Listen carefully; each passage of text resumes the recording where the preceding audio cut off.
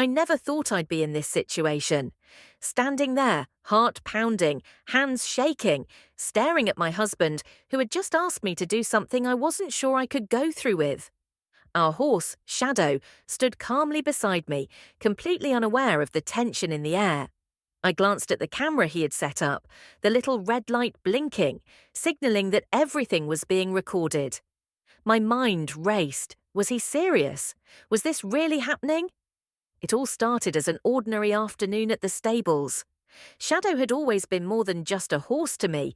He was my escape, my therapy, my safe place. Whenever life got overwhelming, I'd come here, brush his coat, run my fingers through his mane, and feel the world slow down. My husband knew this, and for the most part, he was supportive. But today was different. Today he had a plan, and I wasn't sure how I felt about it. "You trust me, don't you?" he asked, his voice calm but firm. That was the thing, I did trust him, but trust doesn't always mean comfort. It doesn't always mean you don't hesitate. I looked back at Shadow, who flicked his tail and snorted, as if encouraging me to make a decision. I wanted to say no. I wanted to walk away, but something in my husband's eyes told me this moment mattered to him and to us. The camera stood there, watching, waiting. The silence between us stretched, thick with unspoken words. I took a deep breath, my hands tightening around the lead rope. I could feel my pulse in my ears. This was more than just about the horse, more than just about the camera. This was about trust, about pushing boundaries, about stepping into something unknown. I swallowed hard. My husband took a step closer, reaching for my hand. "You don't have to do it if you're not ready," he said softly. But I could hear the hope in his voice, the anticipation. My heart hammered. Was I ready? Could I do this? I looked at Shadow one last time, feeling the weight of the moment settle over me.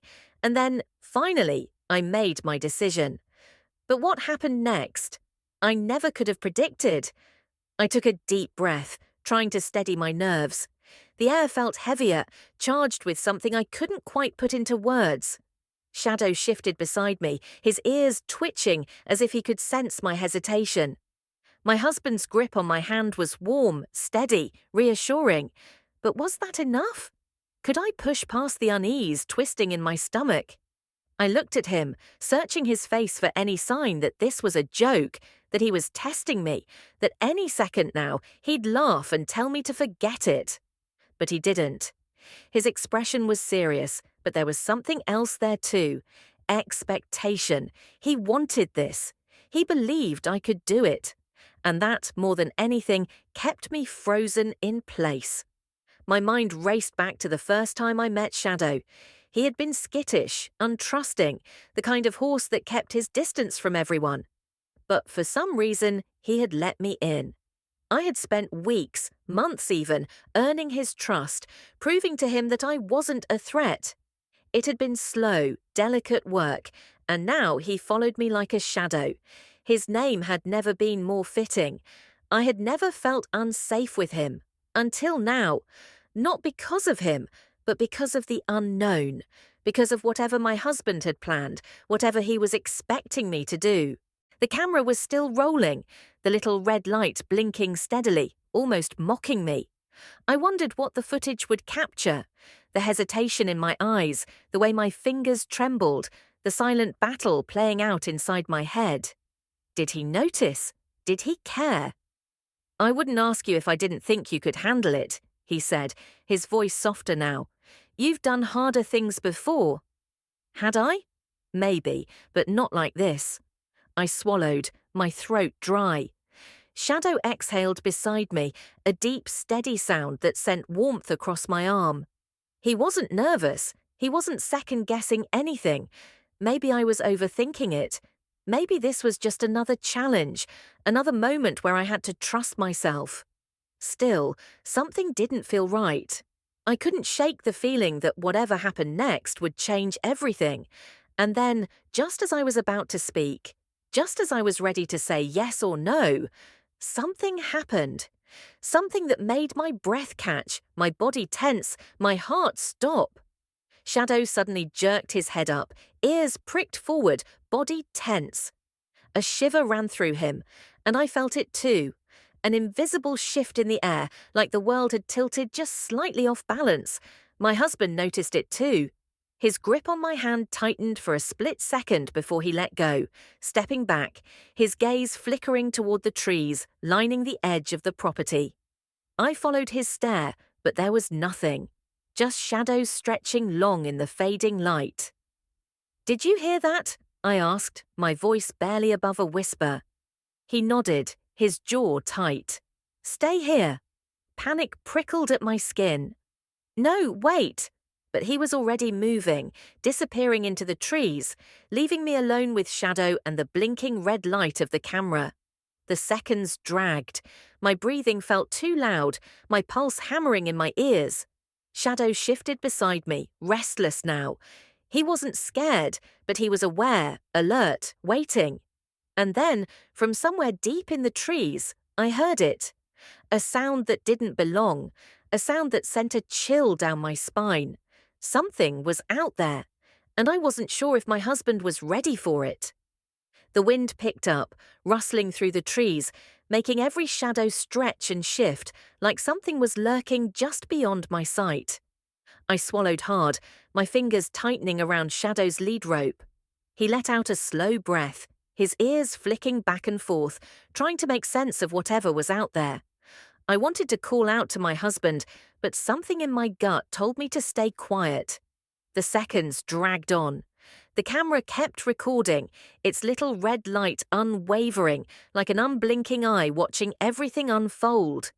My pulse pounded as I strained to listen, to catch any hint of movement, but the silence felt heavier now, thicker, like it was waiting for something.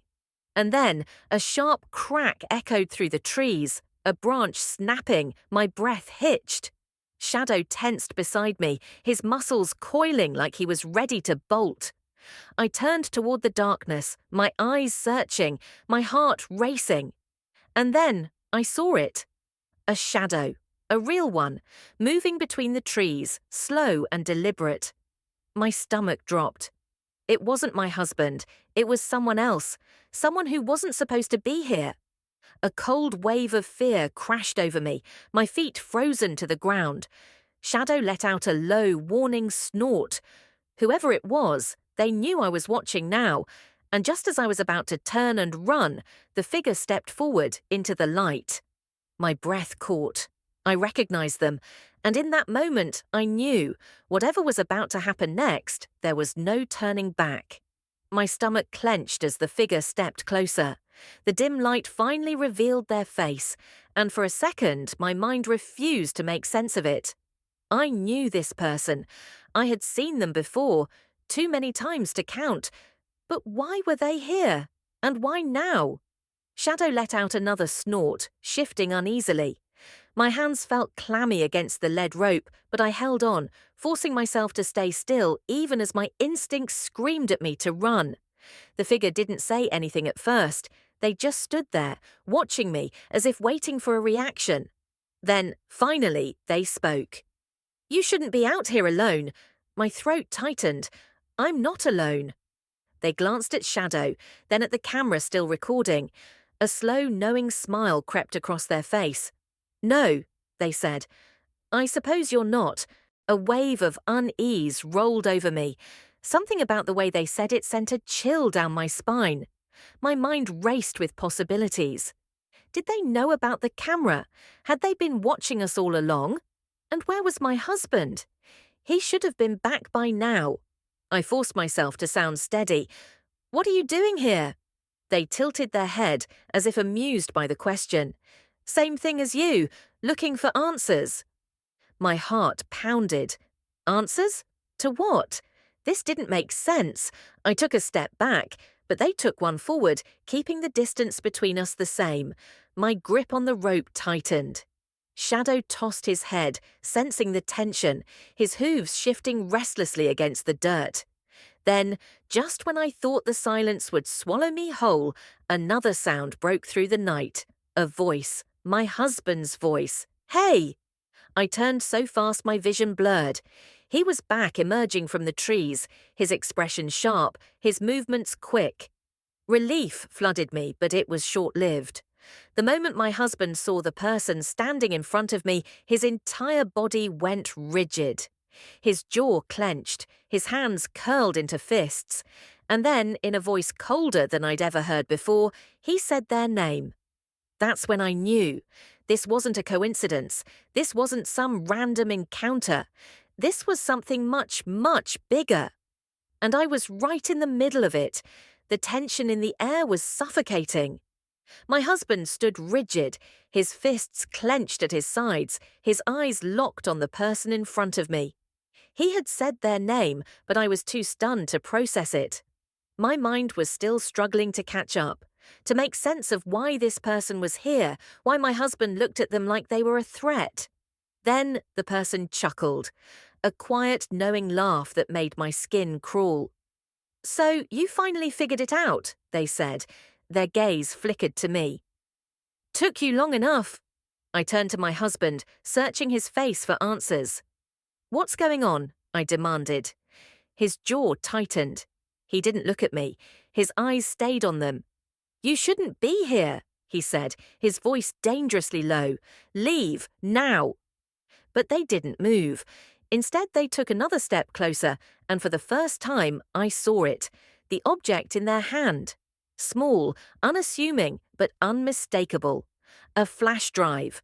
Shadow stomped his hoof, sensing my growing fear. The red light on the camera was still blinking, capturing everything. My mind raced. Whatever was on that drive, it meant something. Something important. Something my husband didn't want me to see. "I think she deserves to know the truth," they said, holding the drive up between two fingers. "Don't you?" My husband took a step toward them. "This has nothing to do with her." A sharp laugh. "Oh, but it does. It has everything to do with her."